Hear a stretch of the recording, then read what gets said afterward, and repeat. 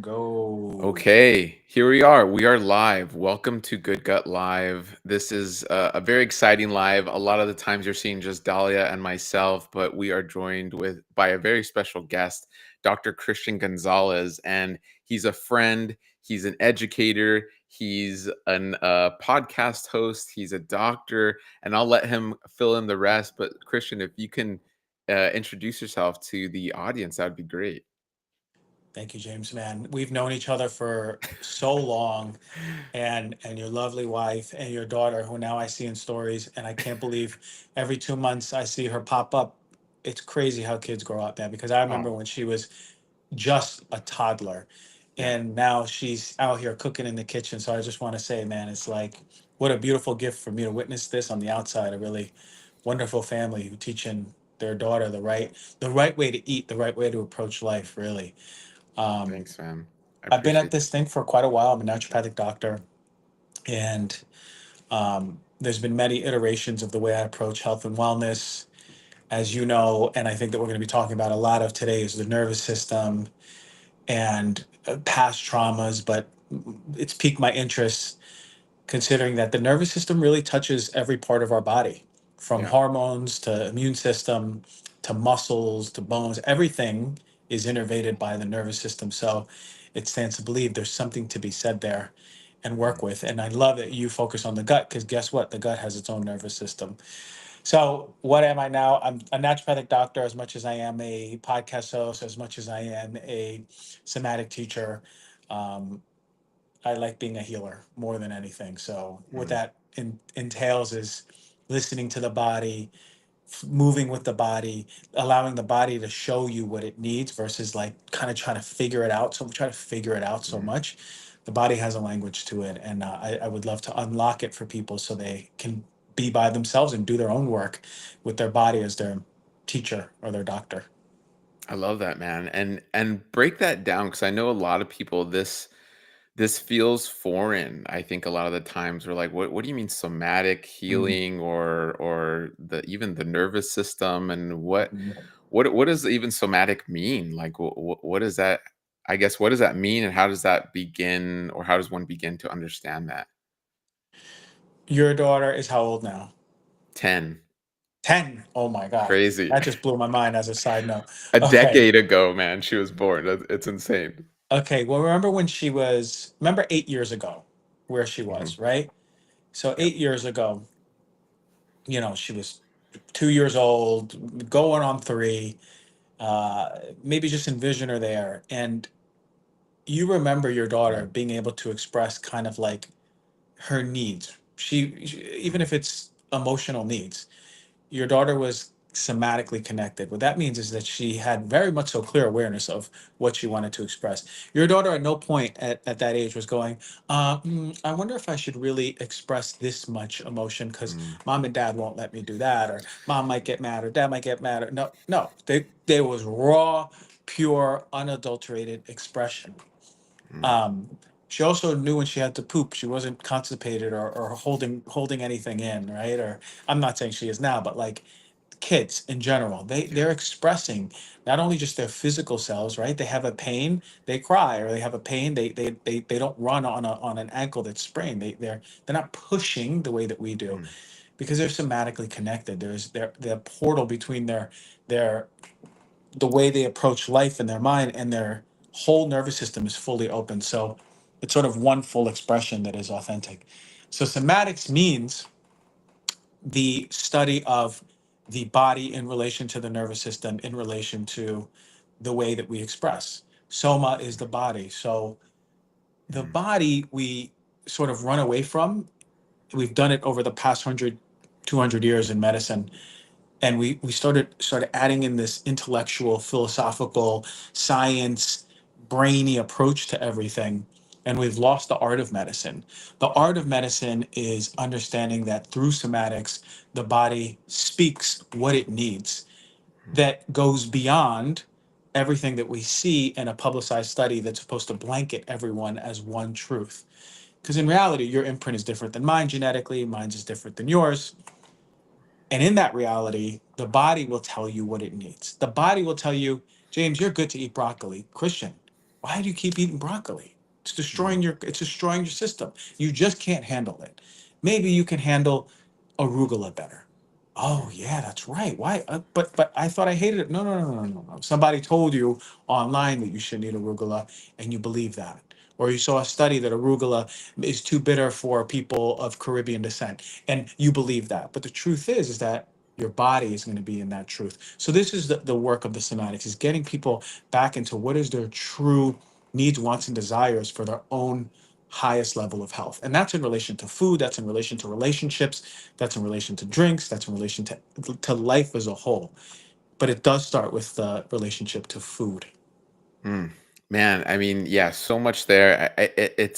It parallels this macro and micro, right? Like I think, Mhm. and even I mean, at the macro, we can call it macro. Like my daughter, that example you gave is so powerful. Where yeah, as a kid, you cry and you express and you yell and you sing and you're not aware of quiet and you're just like, I'm gonna speak and I'm gonna say this. And to some effect, my 10-year-old daughter is still like that. And but so that I guess could be a micro, and then a macro is this massive disconnect, right? As we get older and like, yeah, you're just disconnected from the soil, or you're Mhm. disconnected from nature, you're disconnected from so many of these natural things, even food, and we're seeing that into chronic disease, into so many layers of our society. So I guess then what how does one begin on that journey to it's would you say it's reconnecting on Mhm. these levels, or like from micro to macro? Is that kind of the goal? Yeah, the reconnection is a great word, right? Because Mhm, we are part of this whole biological system, right? And we've, for all intents and purposes, have divorced ourselves from it, from the way that we live, mhm, from the structure of society, from the foods that we eat. We've divorced ourselves from sort of those relational pieces, and we've mhm, divorced ourselves from our own internal interoceptive, meaning our connection to ourself. That how do we feel? How do we feel in this moment? mhm, Does this food really resonate with me? Does this person resonate with me? Because there is an intuitive interoceptive expression. That is how well you can decode the stimulus that is happening in the body talking to you. mhm, So interoception is, I can feel my body. I can feel my body telling me, hey, you're sad right now. The worse the interoception, or the weaker the muscle of interoception, it's not a muscle, it's just a whole nervous system connection. But we'll use muscle because we'll think about weights. The weaker, the more flimsy that interoceptive muscle is, the way more disconnected we are from our body. So mhm, these are the people who have no idea that they're bloated or inflamed.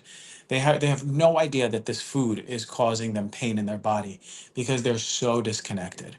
We mhm, don't fully disconnect, but they're so disconnected. And so it's a matter of reconnection, not only to our own interoception, but it's a matter of connection to our place in systems.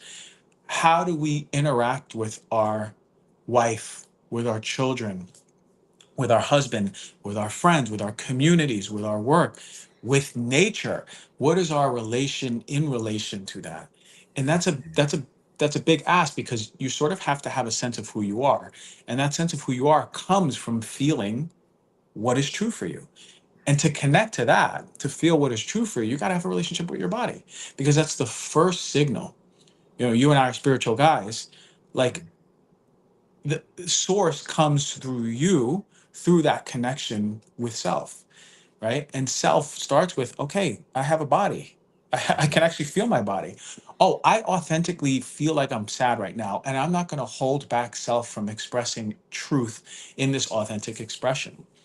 and mhm. and for people listening, like, they might go, whoa, this is like too spiritual, too woo. The fact of the matter is this supersedes so many things, because if we're not in a state of strong interoception, nervous system regulation, it really doesn't matter to what extent the food you're eating, it doesn't matter extent even how much you're working out, really. Because Yeah, if your nervous system is dysregulated, and I'm eating all the healthy foods, guess what? My body's going to see that healthy broccoli coming in and freaking out. It's going to freak out. It's going to go, oh, I'm on edge. It's not going to be able to accept healthy food from nature as friend, right? Because Yep. everything in our expression of life is foe. So we Yeah. gotta really bring people back into this, like, hey, you are safe in your body, man. Hey, you Hmm. are safe in this world if you have trauma in this world. We can extinguish that trauma, relax the nervous system, and all of a sudden, their food allergies are gone. And all Mm. of a sudden, their eczema, it starts going away. These chronic expressions, they start expanding because the nervous system expands. They start feeling better in their body. And then we can welcome, of course, then we bring them back to eating healthy and being with their feet on the dirt and seeing the sun and being in good relationships and being in good community. Oh my God, that's the healthiest version of health I can possibly imagine for a person. It's really hard for a disease to thrive in a body like that. Yeah.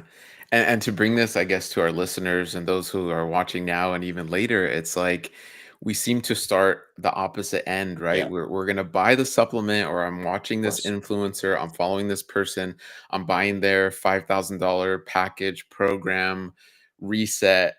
But the physical, I want to Mhm. lose 20 pounds by the summer, or 50 pounds, or whatever that is.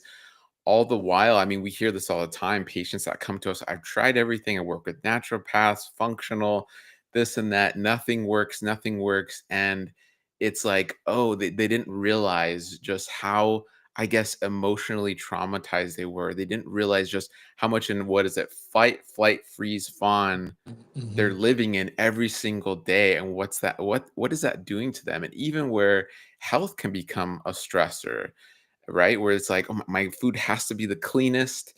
I have to Yes, source it from, oh my gosh, my farmer wasn't there at the farmer's market. Now I can't get this and I can't. And they're stressing out almost about being healthy, which is helping them to de-stress originally, but exactly. now it's causing more of a burden. So it's almost like they're started on phase 12 when we haven't even hit phase 0, right? Would you agree with all that? And I'm sure you've seen all that. Mhm. Yeah, and what I appreciate you and your practice is that you're aware of this. You're not just saying eat these foods and you're going to feel better. You're practicing true holistic medicine. The person that is coming to you. If I'm coming to you and I'm dysregulated, yeah, I know that we're going to talk about some stuff in relationship to food. Or if I have a past eating disorder or orthorexia, you're going to take that holistic approach. This is what we're missing in nutrition. This is what we're missing in medicine. And so, like, I have many, many stories of people bringing their nervous system back into regulation. You Mhm. spoke about weight loss. One that comes into mind was this client of mine that I had a while ago. We worked. She didn't want to like go there, right? She didn't want to Yeah. go about talking about the past. She just initially wanted to lose weight. She was overweight, maybe 60, 70 pounds, and she wanted to know supplements, exercise regimen, calories. To supplement, exercise regimen, calories. We Now hear I'm that all the not time. Just give me a meal plan. It's right. like, Just give me a meal plan. So I listen. I indulge her as best as possible. I'm not a fitness guy. I don't know what exercises to give her. So I put her with a good fitness trainer, mhm, and she did 6 to 8 months of that. Small fluctuations in her weight, even though she was eating so clean. She was working out every day, and the day she wasn't working out, she was walking. She wasn't even super intense in her workout. She was burning quote unquote calories, taking a lot of steps too. mhm, And there was one moment when we were on the phone, and I can hear her voice different, and I say, "Can I ask you a question? What have you been feeling? What do you feel right now in this as we're talking?" Because I go, something feels different about you, and we weren't even talking about anything personal. It was in relationship to the things like the weightlifting, the walking, and she says, "I don't know, Christian. I just been feeling very weepy lately." mm, And weepy, huh? And then for me, that this is the one of the beginning clients that I had. There's a moment I thought to myself, I said, okay, here it is, this woman whose nervous system has been holding in this deep, unexpressed part of her that has been repressed since she was a child. I know the mhm, trauma that happened since she was a child. We spoke about it on our first intake. And finally, she's come to the point where she's been so frustrated with her lack of weight loss that something is coming up. Her body's expressing this weepy emotion. mm, But really, under that was a lot of anger for her mother. And so, how does that express a mm. dysregulated nervous system? I started going in and asking the question, I go, when did you start gaining weight again? Of course, it was right a year after her mother left the family, Mm, abandoned. One day to mm, the other, no goodbye, just left. Weight gain. And it's been a problem since. So think about it, the nervous system and that massive wave of sympathetic stress, mm, right? Like, what happened to my mom? Is she okay? Did she die? Ultimately, over months and weeks and months, why did she leave us? Am I not good enough? Did she mm, not love me enough? All of these stories start being built up in the system. The shame, the guilt, the anger, the sadness, none of it was expressed. It was being held in the nervous system, held in the body.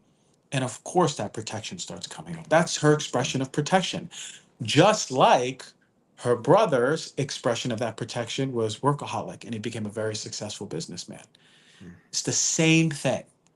Her inability to lose weight and his inability to stop working is the same compensation to the same imprint of pain through the same trauma with siblings under the same roof. So when we think to ourselves, holy shit, it wasn't any more healthier food she needed, it wasn't more exercise she needed, she didn't need to walk anymore. All she needed was to be seen and witness her own level of her anger, fear, shame, guilt, and sadness. That's it. Mm. After that, what happened? 80 pounds gone. It was gone. Wow. Her Wow. brother called me and he said, I don't know what you did to my sister, but this is incredible. And I'm talking about like over like 4 or 5 months. Like it went boom, boom. It was like every time she was like 15 pounds, 10 pounds, 5 pounds. And it was like healthy. It wasn't like Ozempic weight change. I Right. was Right. in shock. And that's Man. when I knew this stuff was real. And so it Wow. always sticks with me. That was like one of my first exposures to this. And then I dove into it and many other stories from full body eczema to lower back pain, which is major, any chronic pain that's been there for a long time. Oh my God, infertility and the woman Mm. getting pregnant, like eh, pretty much everything that you can imagine that's chronic in many ways can be addressed on some level with some sort of nervous system regulation. Wow. And that speaks to, I mean, you gave me that just great piece of positivity of saying we're really holistic providers. You are a holistic provider because, and really that speaks to just our integrative nature, right? It's almost like Yeah. we are these detectives that just go, man, what's this layer? Or I think I'm getting to the root, but oh my gosh, as I keep digging, there's more roots down below. And we're just following these roots and really trying to get down to the very Mhm. foundation level of someone's health story, of someone's health journey, of really what is at the epicenter of what's going on. And this was like the logical next step for you of going like, man, my patient's telling me she's feeling weepy. I'm going to explore this and unlock all of what that has to offer, right? It's extremely powerful. And and really it speaks to this like hierarchy in a sense. And going back earlier a bit to kind of what you're saying, and I know there's so much to go with this, but even just personally understanding that I also got to that point where I did everything nutritionally, plant-based this and everything was perfect and I'm doing all the supplements and this and that, not realizing my own trauma of going like, Mhm. "Oh, my mom and dad have a Mhm. lot of issues and that's affected me and now that's affecting now I'm here with my wife who's my business partner and my daughter and these things from the past I haven't dealt with, and now they're affecting me, and I can do all the workouts and get my biceps as big as I possibly Right. can and whatever, and it's like, but nothing if I don't address this inner whatever you wanna call it, right? Or this somatic work or this Mhm. emotional work, I'm going to be kind of stuck in a way, or I'm going to be kind of like this weight is dragging on me, right? I guess that's why we call it baggage or we call it all of this because it does. It feels like this just weight on you, and you're trying to do all this other stuff, but that weight is still on you. So Yeah. it's even something we've dealt with. Like Dolly and I do this work, and it's been so important and transformational for us because it just carries with you. And whether it's again something you spoke to where we're all unique, right? It can come out as 80 extra pounds on you. It can come out as a stressful marriage. It can come out as a work being a workaholic, Yeah. like you said, fertility. I mean, the list goes on. And then to bring it back here, IBS, SIBO, Mhm. IBD. Hmm. all these gut issues because, I mean, really quickly touching on this, it's like you are having these cortisol dumps, these adrenaline dumps. You're living in this trauma every single day. Your hormones are working overdrive. Your neurotransmitters are maybe depleted and working overdrive, and your gut's there going like, what the heck's going on? I have to recycle this and work through this. And you're losing species. Maybe you're taking antibiotics because you're seeing a doctor who's like, oh, the reason you're feeling this way is you have an infection. Here's a course of antibiotics. And that just makes everything worse. So I guess when someone's feeling this way, I mean, have you found a hierarchy, or would you say, I mean, I guess the question I'm trying to pose is, what questions can someone ask themselves to maybe be like, am I dealing with trauma? Maybe they Hmm. don't even know it, just like they're unaware of the constipation they've had for 20 years. But do you find your patients or people you work with are just unaware of even their trauma? And how do they become aware, I guess? Yeah. The trauma in the paradigm that we have right now in Mhm, health and wellness is somehow manifested in the brain, and we will mhm. talk about our trauma until the until the sun sets and the rooster goes up the next morning, and then we'll do it another 250 days, right? Yeah. Until we go, I've spent a lot of money on therapy and I don't know how if it worked. So it's like Well, talk therapy you're talking. talking about, right? Yeah, Yeah, talking. and it's Mhm, supportive. I will say it's supportive. And it's a really potent gate, especially for men, because men don't mhm, necessarily have those communication skills. So to really open up a man to even start talking and opening up, it's important. mhm, This is generally speaking. But mhm, in the context of somatics and the people who are like having to really come to this place of realization, like, hey, maybe my parents, like, it was normal to me, but maybe that wasn't normal the way that I grew up. And mhm, maybe I'm holding some stuff in my body. It's about feeling the body, right? So I mhm, tell everyone, take 40 days. And in those 40 days, every day without fail for 15 minutes, start to feel your body. Like close your eyes and mhm, actually like feel that you have toes and a calf mhm, and hamstrings, and actually feel your butt on a seat, or your back if you're laying down. Like actually start familiarizing yourself with your body. And the analogy that always comes to me is that when at your daughter's age, when she was before the age of 7, before her brainwaves changed, she was really in this beautiful theta brainwave meditative state where she was just one in observation with the world.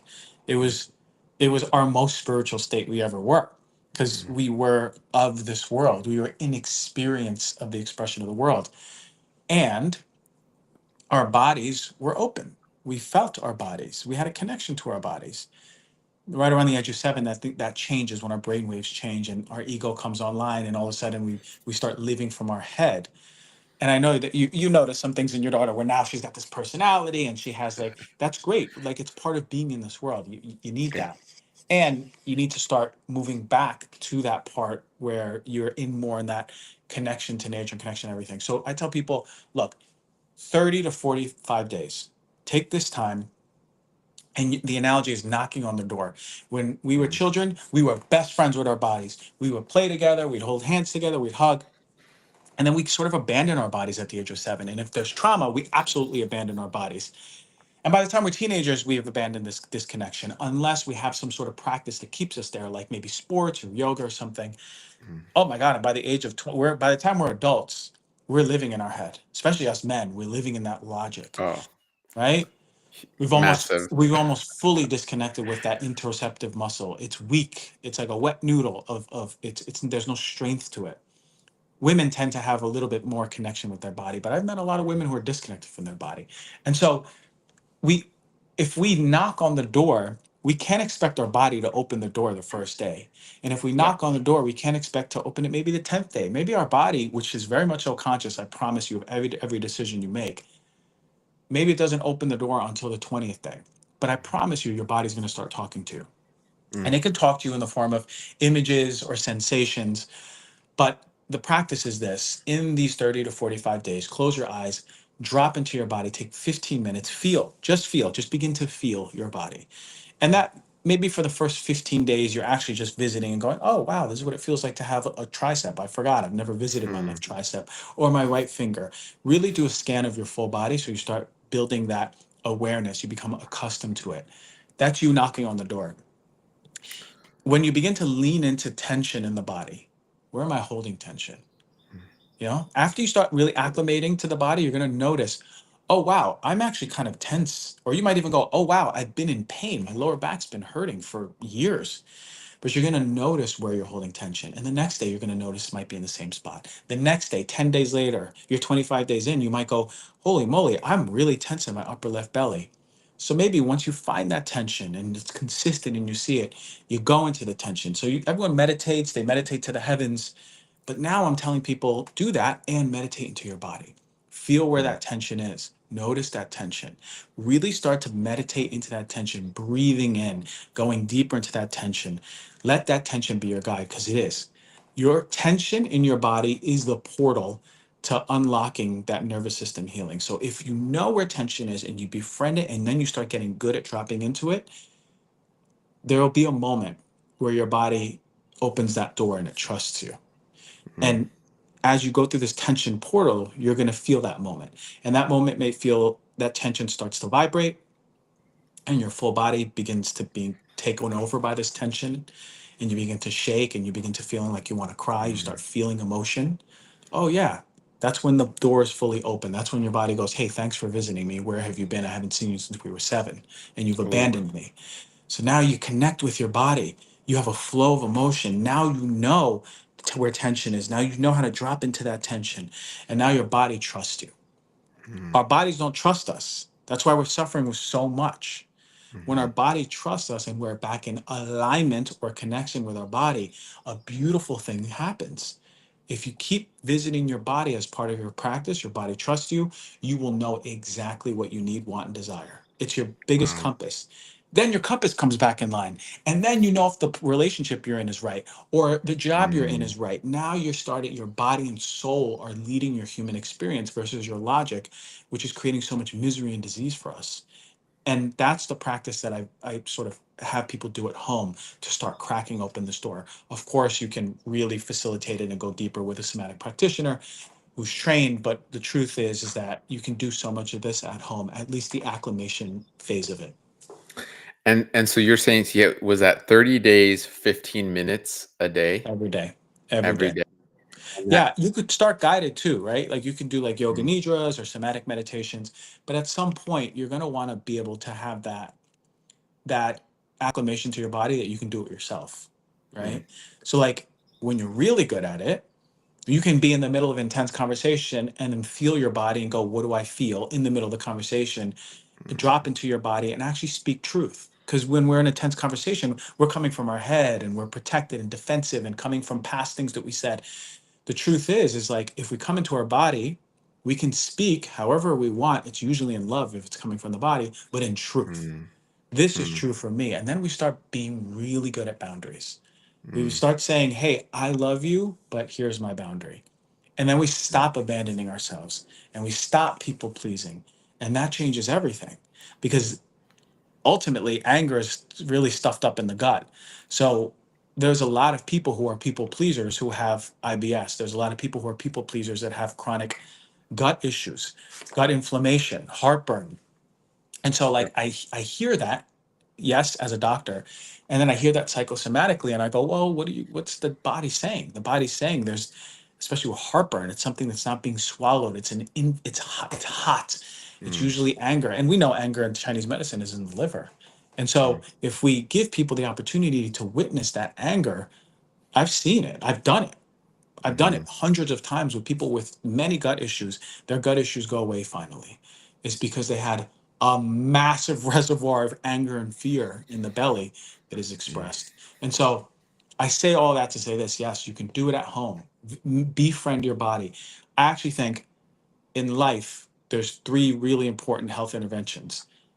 It's seeing the sun, putting your feet on the ground, connecting to nature as one, going to sleep and getting good restorative sleep, and having a connection to the body.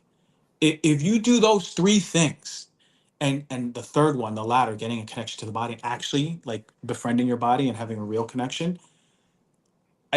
It's really hard for me to believe that chronic disease will continue and continue on, because you'll Mm. at least work on the nervous system part. Then you, like we said in the beginning, build from that. Get your food right, right? Get your exercise right, right? Then do I need supplements? Get that right. But really, I'm talking about the foundation is the nature, the sleep, and the connection to the body. Three fundamental things that all of us, and it's free, that we can do. Yeah. And I totally agree. And you brought up like our daughter a lot. And really that was a pivotal moment for me to really get my foundation right and this hierarchy right. Because I think I think as a former people pleaser, as a Yeah. former passive aggressive person, because I grew up in trauma and I always wanted to keep the peace and just deflect and oh, I'm not gonna feel this. I'm gonna just be passive and yes, okay. I realized, oh, once I had a child and even when I got married, oh, now I'm deflecting onto these people I love. And that's not good. It was almost like because they were outside of me, I cared more for them, which can be somewhat unhealthy, but in a way it was a trigger for me to look kind of do that work inward and go, "Oh, I need to love myself." Like even almost I would even dare say even more than I love them to then properly and fully love them. Like there was a hierarchy there. I know it can be different for everyone or but over the years we've been doing this for a long time and doing this work on ourselves, I found this hierarchy of like God, myself, and then it was Dahlia and Layla. And through that is how I can show them the most love. Because if I'm dead, if I'm like burnt out and I'm hungry and tired and passive aggressive and irritable, how Mhm. can I show them the most love? That's not going to work, right? And so it's so true. It's understanding this foundation for yourself and like as someone who lived it, everything you just said resonated, I mean, so highly with me where it was like, yeah, so it was coming to that realization of like, oh my gosh, if I don't understand these foundation level things and kind of build this hierarchy right, I can't properly be there for my daughter. I can't properly be there for my wife.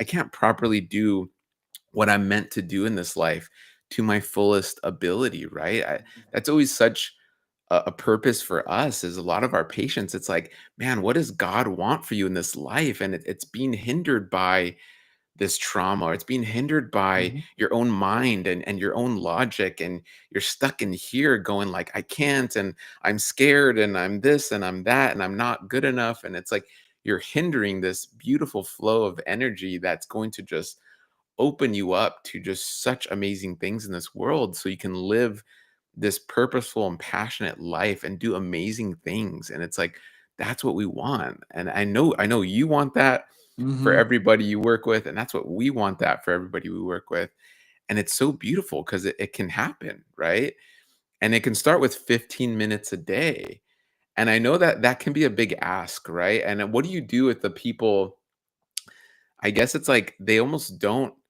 believe in themselves, right? Like it's they're not worth the 15 minutes of quiet time a day to search themselves.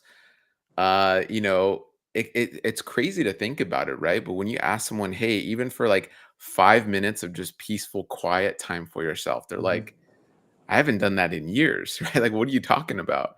Mhm.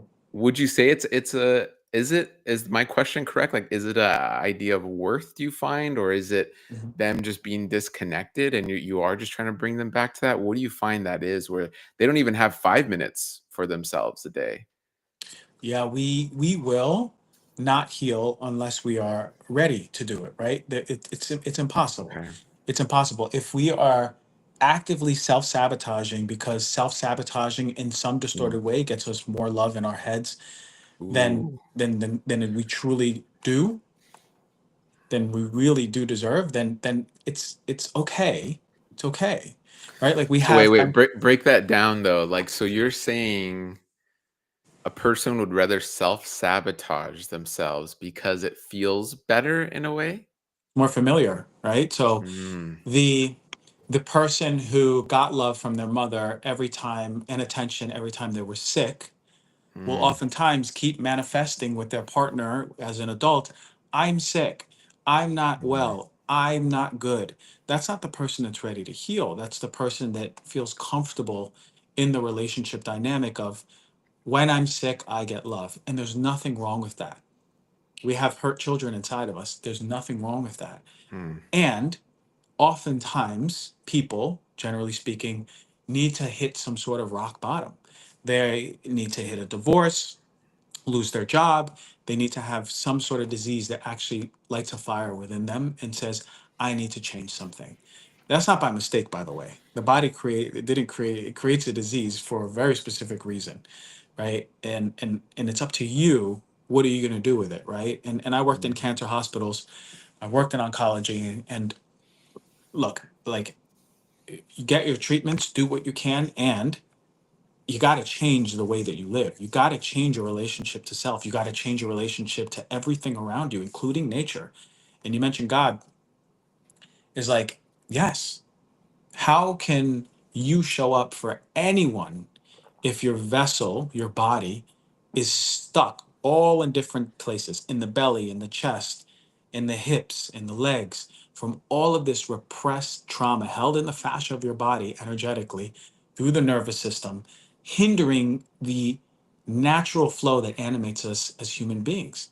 And if that natural flow that animates us, that you call God, I'll call creator, universe, whatever it is not flowing through us, then we're not expressing purpose and we're not expressing the true embodiment of who we are. And ultimately, that's joy.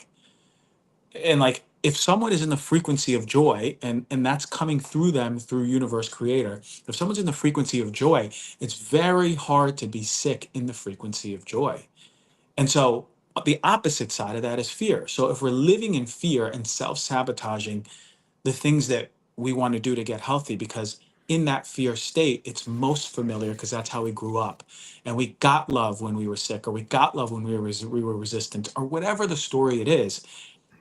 You got to drop in the body and witness that fear, mm, because until you witness that fear is going to sponsor all of your thoughts. And this is the mm, problem with personal and self-help and growth, is that we oftentimes want to be like, change your thoughts and change your life. You can't change your damn thoughts. They are there. It's really, really, really, really hard to, with thousands and 20,000 plus thoughts a day, to go, oh, I have full control of my thoughts. You're not going to control your thoughts. That you mhm, can control your actions, and you can control the sponsor to the thought, and that's the feeling, and under that is the emotion, right? mhm, So if we have a repressed emotion, for example, fear, and that's sponsoring the expression of how we show up in the world and our thoughts, fear-based expressions, then it's going to be really hard for me to go, James, I'm your therapist now. Today we're going to work on breaking your thought habits. You're going to tell yourself, I am not fear, I am love. You're going to go, I tried this, but we're on 6 months and it's not working. The yeah, truth is, James, we got to drop you into your body. I want you to feel the fear that you've been holding on to since you were a child, that has been causing you to sabotage everything, including your health. So yeah, when we witness that fear and embody that fear and actually make friends with that fear and allow that fear to be there as part of who we are as human beings, all the darkness and the light, wow, what a beautiful thing. mm, Because now our nervous system goes, oh my God, finally. And guess what? All those resources that it took to hold in that fear in the belly, and it's a massive amount of resources, gets redistributed to your gut, to your hormones, to your immune system, to your brain, to your neurotransmitters. And then that's when we start seeing physical and mental health quantum leaps. And this isn't like just like hyperbole. This is truth. yeah, This is very consistent, reproducible. You will see when you drop people into their body, allow them to witness these deep emotions, balance their nervous system, the physical is improving. On yeah, top of that, you've cracked open that block, so now the waterway can run. There's no more rock there, and source energy will flow through you. And now, all of a sudden, people who are releasing that fear, what do they feel? Joy. They go, yeah, oh, I feel kind of happy. Oh my God, I'm happy. I really miss my dad. I'm gonna call him up after this. I feel so happy. Is this how I'm supposed to feel? Oh my God, I've been missing this. Something so alien. Imagine we don't even know what it feels like to feel joyful, because we're living in so much pain and fear. So it's our responsibility if we want to show up for our kids or communities or loved ones. It's our responsibility with this knowledge to at least give it a try. Drop into our bodies, start a practice, start reconciling the relationship with your body, see what comes up. Notice how there's transformation in your health. You become Mm, more open. God flows through you, however you want to call it. You show mhm. up better for your family and your loved ones. Imagine we call that health. That's what Yeah. health is. Yeah. I totally, dude, I mean, we got to go there for a second because like anxiety, right? And I've lived this, it's really this fear from this emotion. Cause I remember I couldn't show up. I used to try to do folklorico dances, and my Mhm. mom would put me in all these things, and I would get so fearful Yeah. because of my trauma. In my household, there was, my older brother was physically abused. I was in Mhm. a verbally abusive household. It was chaos. It was Mhm. fear. So I developed this fear. And I remember trying to go to T-ball and I couldn't play in the game because I would start shaking and I was Yeah. just so scared. I Mm. literally couldn't show up, right? It's this anxiety, and anxiety was something I had to overcome. I'm still working on it till this day, but I've gotten a lot better where I consider myself a decent public speaker. I do a lot of public speaking and Yeah, you do. podcasting and lecturing. Great. But before, I mean, I remember at a young age, even up until high school, I couldn't. I was so fearful, right? Because I was living in that emotion, in that trauma, in that fear. And you think of now of how many, I mean, you ask almost anybody, anybody's dealing with anxiety. Is that the same thing? Is that what you're seeing and your expertise, is that what, like, what do I want to call it? Like a different side of the same coin, or is it something Somewhat. different? Yeah, somewhat. Anxiety, look, anxiety, a healthy version and expression of anxiety Mhm, is just a healthy expression of that fear, right? Like, oh, mhm, whoa, what was that loud sound? Ooh, are we okay? Is there mm, something happening around here? Is the house okay? Is my family okay? Like that level of fear and anxiety, good. And then it's extinguished, right? It's part of our survival mechanisms. And chronic anxiety is far from natural. Now, anxiety, the feeling, anxiety is not emotion, but anxiety, the feeling, is a downstream expression of a repressed emotion. And okay. an emotion that is not allowed to be fully expressed for one reason or the other. It can be cultural, parental, religious. It could be your own relationship to identity, something that you believed to be true at one point and then not true anymore, but you still believe to be Mm, true. Your own identifications. All of these things are inputs to how you show up in the moment. So if you've been given the signal, no, James, you're a strong little boy. You're not scared. Big boys aren't scared. You're not supposed to be scared. If you're getting this signal, and you actually have authentic fear that wants to be expressed, but it's held in because it's not safe to express because the signal, for example, that your parents gave you was that you can't show that fear, then of mm, course it's going to be disproportionately expressed in moments where it's legitimate to express fear, like being at bat for the first time, public speaking as an adult or young adult. Like all of these things are just expressions of something that is being repressed. The anxiety can look at like many things. It doesn't have to just look like shaking. It can look like people pleasing. It's the mm, same thing. Oh, I'm anxious, but I know that when I'm anxious, I'm going to do something I'm really good at, and that's be nice and make everyone in the room okay. It can look like being funny at the wrong times. Oh, I know that I have the gift of being funny and I can make everyone laugh, and I'm anxious, so I'm going to make everyone laugh, right? the person that laughs at the awkward moment or the All the bad news and they just like laugh. yeah, yeah, Yeah. yeah, all of Mhm, that, right? So these are expressions of anxiety, but ultimately, anxiety isn't the problem. It's the mhm, protection.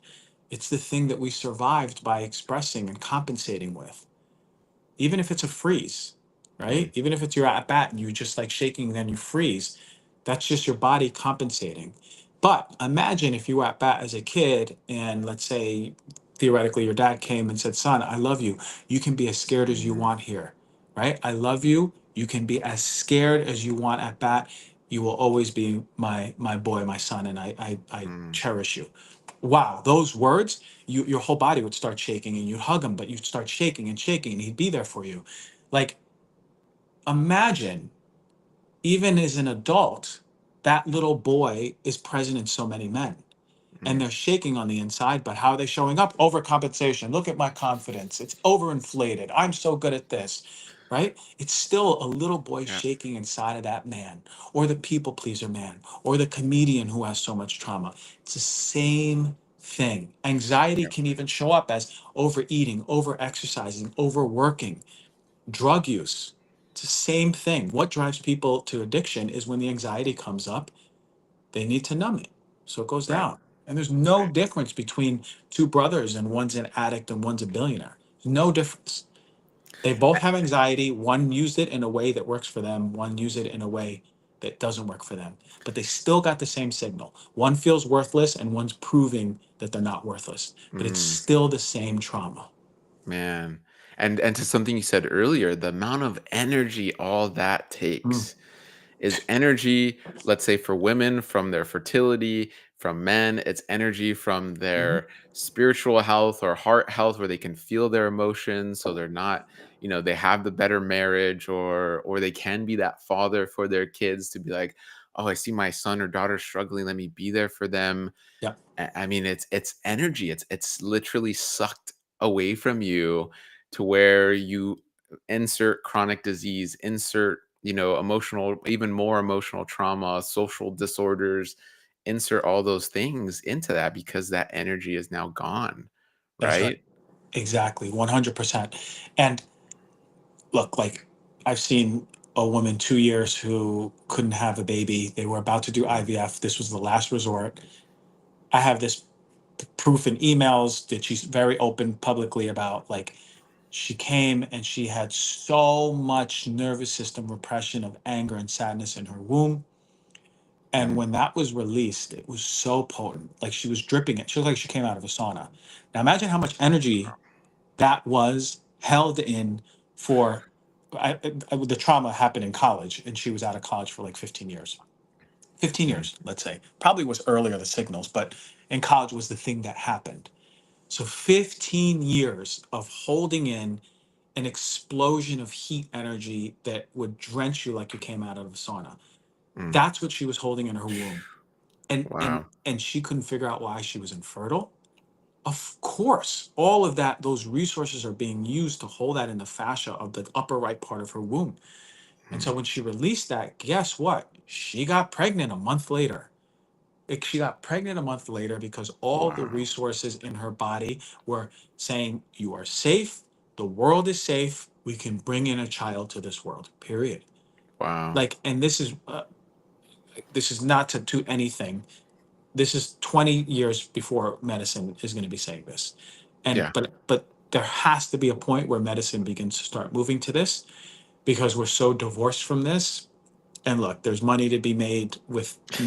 many pharmaceutical interventions. We know that, and more and more, 120,000 Google searches a month on somatics. Yeah. What is somatics? Somatic practitioners. How can I be a somatic practitioner? It's a massive market that's growing because people are looking for a better way, even beyond talk therapy. Mhm. And there is a way that's here. There's a way, and it's called nervous system regulation. You come back to your nervous system, you come back to your health. You start embodying all of you, and you're not afraid to be you. How good Mhm. does it feel for people when they're not afraid to be them? That's why they drink. They Yeah. actually like take down their walls and they're just like uninhibited. People just drink not because, like, oh, it's a thing to do socially. They subconsciously do it because it brings out the more authentic version of them. Now imagine not being belligerent or drunk, but feeling good in your body. And Yeah. that's not to say I'm over here like I'm not sitting on a table and I'm floating like a guru, because I'm far from it. I have many days, a lot, and I Yeah. still struggle with things. And I know I've made massive, massive quantum leaps. And this is what I want for people. Same, 100%, where yeah, this comes from a place of yes, experience, but not we are at the pinnacle of hierarchy and listen to us and yeah, we're these floating Mhm. heads of wisdom. It's like no, it's wisdom comes from these trials and tribulations which bring perseverance, which bring Yeah. hope and bring that wisdom to discern and use the knowledge and use that experience. A question that's coming in. Someone's asking, can you please define trauma beyond the obvious? PTSD, abuse, etc. Perhaps some examples of trauma where there is no obvious abuse. So that's a good question of this because I think, and there's studies. I mean, going back, we're like piecemealing the research, and I think, yeah, you're right. Like 10 or maybe like 15, 20 years, most of the medical community will be like, oh yeah, this energy does make a difference in fertility and IBS and all Yeah. this. We'll hear that finally. Just like 15 years ago, the microbiome Yeah. wasn't real, and all these microbes don't really do much, and they're just in our gut and on us, whatever, no big Exactly. deal.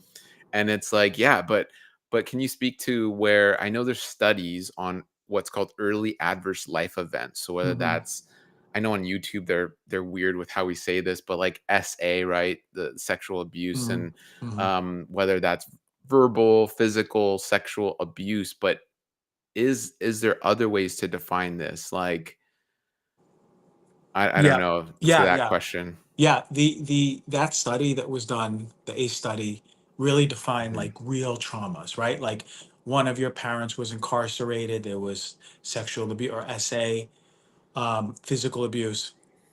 And those are the obvious things that we think about, or witnessing domestic abuse. But there's also trauma if you're chronically neglected. If you have a mm, narcissistic parent whose needs were before yours, if you have a parent who wants to be parentified by you, right? When we have responsibilities as kids that aren't supposed to be responsibilities that kids are supposed to have, mm, arguing, not even like physical abuse, but just consistent, just like my parents never got along. They just bickered mm, nonstop. That those are all smaller traumas. Those are all traumas that we carry to ourselves. It could be something as simple as you've been ridiculed the first time you went on stage, and everyone was laughing at you, and it was the look that your teacher gave that was not supportive, and then all of a sudden the story was cemented in, I shouldn't be in front of people doing anything, mm, right? And it's part of your life path. And trauma is so quickly overused by so many people. But let's just think about it this way. What are the things that dysregulate your nervous system as I'm not safe in this moment? That's it. And mm, if we think about it that way, absolutely physical abuse is going to be one of the pinnacles of it, but mm, also something that, like, hey, like, my mom's not paying attention to me, she's in her own world, my dad's never here, he's working, I feel very alone, I don't feel safe, because biologically as a kid I'm supposed to feel safe, I'm mm, supposed to feel good in my body, I'm supposed to feel connection, I'm supposed to have a secure attachment. And so all these pieces add into the whole expression of, wow, my nervous system is dysregulated. And we should think about that more expansively. Nervous system dysregulation versus trauma, because sometimes it's hard to define the smaller traumas that actually play a big role, particularly if mm, it's consistent nervous system dysregulation. You go to school every day, you're being on some level bullied. That's mm, absolutely a trauma.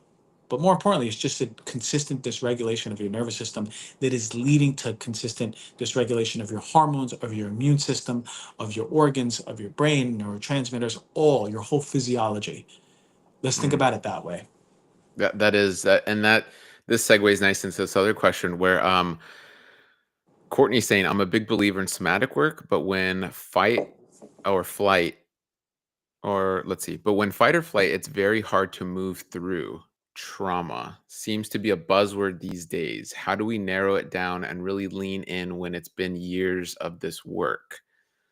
So if I'm understanding that right, like they're believer in this, they've been doing this work, but they like you're saying this, it's that better term is this nervous system dysregulation, and even little, I call it, in my work I've done, I call it like I'm creating a new garden or farm, right? And there were these weeds and I've plowed the field, and a lot of that hard work, right? Maybe that was the physical abuse and a lot Mhm. of the big trauma that a lot of people have, but now there's these little seeds and they're growing into weeds, and that's maybe like the smaller trauma, I guess we could say, or you could say the dysregulation that we work Exactly. through.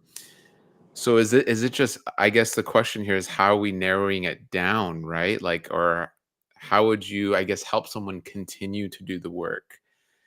Yeah, I'm gonna try my best to answer this question Yeah. because I have like 75% like grasp on it. So Okay. the way that I would say it is like this, because you mentioned sympathetic, Mm, is like if you're continuously having sympathetic, disproportionate responses to things in your life and you're doing somatic work, then the somatic work isn't getting you deep enough to what's really there, right? Mm, If you're having a sympathetic response and you want to fight or flight or you're even freezing, the most important thing in that moment is not to talk and communicate through it. The most important thing in that moment is to go, okay, what do you feel in your body? Where do you feel it? mm, Can you allow for that to be there? Okay. And if the answer is yes to all of them, then feel it. Allow mm, for your then truly feel it. Like let it be in your body. Let it actually mm, be felt in your chest. Let it actually be felt in your throat. Let it take over your full body. Like, and that's tough. That's the work. The work mhm, is actually leaning into really, really uncomfortable moments. Like, and I hope that me answering this can help this person who put this, Courtney, was it, her name was mhm. Courtney? Courtney, huh? Um, like I remember I had a lot of resistance towards deep intimacy, right? Especially in relationship, Mm, deep intimacy, and it's still something that comes up and I work through. But I would freeze sometimes before sex. I would freeze. My whole body would freeze, mm, and I couldn't believe it because I was like, "Oh, but I'm open, and I'm so like." No, the truth is there was something in my body, and it was hard to recognize when and where, or if it was something that happens in intimacy or connection during sex, that I freeze, and I completely will dissociate, and I'll move mm, away from my sensations, move away from pleasure, and I'll leave my body. And it took me years to even realize that that was happening, but mm, ultimately, in that freeze state, right, that response, that sympathetic, like, oh, when I'm freezing, I remember it was that one moment I go, what do I feel in my body? And mm, where do I feel it? And it was in my lower back, and I felt anger, and I felt sadness, and I felt shame. And it wasn't me thinking about it, my body showed me. And I felt mm. so much pressure in my lower back that my legs, I had to keep moving my legs, because if I didn't, it would make me nauseous because it was so intense. So Wow. I ended up having an emotional release, Mm, it with a loving partner who was actually able to hold it and not judge me. You have to feel safe. You have to feel mm, held. You have to feel like I have someone who is not going to judge me, right? Who I can co-regulate with. Thank God I had a loving mm, partner who can co-regulate, and have a loving partner who can co-regulate with. And so I was able to go through that deep seated, who it doesn't, the body doesn't even care what happened. I don't mm, know what happened, when it happened. All I know is that the body was like, you're finally safe to release. Are we good with this? Because I've been holding this since 1990s, mhm. right? My intuition says 1999 for some reason, and starts moving it. Wow. Lo and behold, so much more expansion and intimacy, so much more safety, so much more confidence, so much more connection. This is not only my experience, though. I'm not speaking just anecdotally. I'm speaking to the experience of so many people that I've worked with, or people that I've known work with, is that this stuff works, but if it's not working for you, then it's not going deep enough. Ultimately, it's getting in the body, feeling where it is. What do you feel? And can you allow for it to be there? If the answer is yes, then fully feel it and then see what happens. Yeah, I love that. No, I think that's a great answer because even for ourselves, like it's a constant progression. And to share also a story of personal experience, I would freeze when I would start to feel emotion or see other people's emotions. So Dahlia and Layla would cry. Dahlia's mom fairly recently passed away, and even as recent as a couple years ago, when it would come up again and my daughter would be crying or she would be crying, I would freeze because I Yep. just wasn't able to process that emotion. Or I'm coming off a long work day and I couldn't switch over to my nurturing emotional side quick enough, and I would just freeze, get sleepy. My thing was get sleepy, and like I could Shut down. easily shut Shut down. down, Hmm. take a nap, go to bed. I'm too overwhelmed and I would just shut down. So that's like me not being there for my wife and daughter. That's me not being there to help them express, as well as me also releasing and expressing that emotion that I obviously have. It's much easier to shut down, right? That was what I've been doing for decades as a child and a young adult for a very long time, is just shut down. It's much easier. And the family I came from is, there's a massive problem, we'll shut down, we'll Yep. forget about it, we'll reconvene as if nothing happened, and we'll continue to move on until the cycle happens again. And we'll just Mhm. live through this trauma and suffer physically, emotionally, financially. The list goes on and on and on, right? And so I know this. And now what's really cool is, as you continue to build on this, you can pretty much see it in others as well, Yep. right? You've seen it in yourself so often. You're like a freaking metal detector of like, beep, beep, beep. Yep, Mhm, I mhm, can tell mhm. this is what you're doing. And it's this bright light that you're seeing, going like, whoa, Yes, you can exactly. see it before others see it. And it's really, yeah, it's really interesting. Very, very powerful. Um, Can I say one thing? yeah, You are breaking that intergenerational trauma, right? The right. the way of dealing with dysregulation in your family household, you've decided that this isn't part of how I want to show up in my life. And now your daughter and your wife are experiencing a new version of you. Now Yep. they are experiencing a new version in relation to the masculine. So your daughter is now, was there was two routes. It was, I'm going to be like my dad or family or whoever it was that was dysregulated and shutting down. Mhm, And then her experience of that with you would lead ultimately to her experience of the expectation of the masculine. So mhm, when she gets older, she attracts a partner, and that's going to be very normal because that's how dad was. But right. now it's different. She's now going to attract a partner one day when that happens, who I'm sure it'll be a wonderful person because you'll approve of him. And the beauty is that that man will be an expression or a version of you in many ways, a projection of you. And you showing up, being able to hold her in the expression of her sadness or her anger or her fear. Wow, now this man that's Mm, coming into her life in the future, she's going to only want that. She's not going to want mm, anything less. Wow, so then she's going to be attracting such a balanced, healthy man. And now they're going to build a family unit one day. And what do you think their kids are going to look like? You see, like, you, just your decision to break that has created an impact that's going to last way beyond you're here on earth, oh, right? yeah. You're and that's one decision. And to me, as amongst all this talk, that's true masculinity. That's a Yeah, true man. A true man is yeah. being able to make that decision and break that, and show up better for the family and create a completely change, a quantum change in the reality of what this generation looks like. I totally, and that's true leadership, right? I think we have this twisted idea of being a leader, and that is true leadership. It's humbling yourself to a point where you're actually looking in yourself to find these problems and deal with them Yep, in the most efficient and healthy way, so you can have this long lasting ripple effect that you can't even comprehend, really. exactly. um it's just vital. And I want to parallel this really quickly to health, right? It's in the same way. It's like this inheritance that I'm now leaving for my daughter. To, Lord willing, she does find this beautiful man. We pray about that. We want that Yeah, all the time. And to see this new healthy family, and it keeps going and going and going.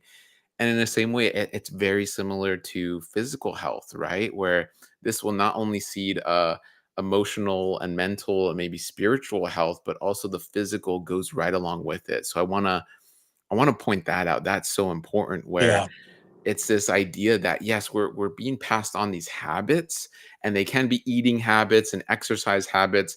Don't get us wrong, that's all still very important, but they do go hand in hand with the emotional, spiritual, mental habits as well. Because again, if you the male figure in your life has been, I came from that suck it up household, that whatever, suck it up, you don't care about me really. At the end of the day, is what I'm hearing, is these people who are supposed to care about me don't. If that continues, why would I care about my health? Why would yeah, I care not to or to stay away from drugs or over consume alcohol? And then I'm seeding a household of not just chronic abuse, mentally, spiritually, emotionally, but chronic illness physically, right? And that goes hand in hand. Hmm. Hmm. I don't know if you want to Absolutely. add to that, but I mean, Yeah, I just it had to. does. It does go hand in hand. And the fact is even on the physical level, when a, a child, a partner feels safe to express, they're not holding in and causing those cortisol spikes, especially early on. Like when we're given the signal that it's not safe to get angry anymore, or be in fear, or especially as a young boy, you can't be scared, you're a big boy now, or Mhm, sad, even worse, you can't cry, you're a big boy now. Like when we're given these signals, it's really changing the face of our physical health, mhm, because inevitably we as humans, especially as children, are going to experience many of those emotions throughout the day. And each time that one emotion that isn't allowed, or two or three, it's causing dysregulation in our system, which is affecting our cortisol. If it happens early on and over time, it creates brain changes in the limbic system, right? In our hippocampus, our memories change, our learning abilities is change. mhm, Our ability to relate to the world changes. We're more reactive when we become adults. We're more hyper vigilant around people. Like I know people who are listening resonating with this, like, oh my God, yeah, every time I go somewhere, I'm always looking around. It's because there's brain changes that have happened early on when we were kids. And mhm. so, yes, like that decision to hold better space as a parent creates massive shifts, yes, generationally and within the immediate household, immediately in the physiology of the child. Yeah. And I want to point out just in 2024, last year, I always want to say this year, it's 2025 is flying by already, but in 2024, just last year, I know the Journal of Nature came out with a study showing a causal relationship of the gut microbiome to PTSD versus Yes.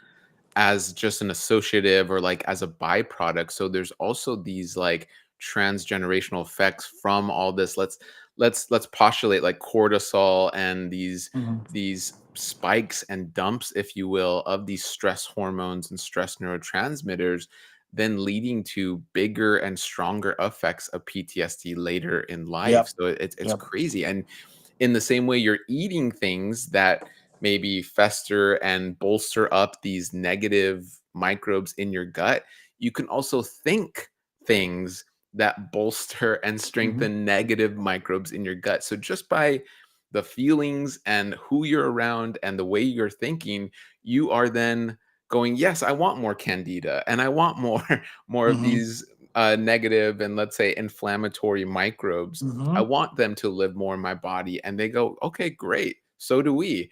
And now you continue down that road of whatever it is, bacterial overgrowth, or like you're saying, eczema, infertility.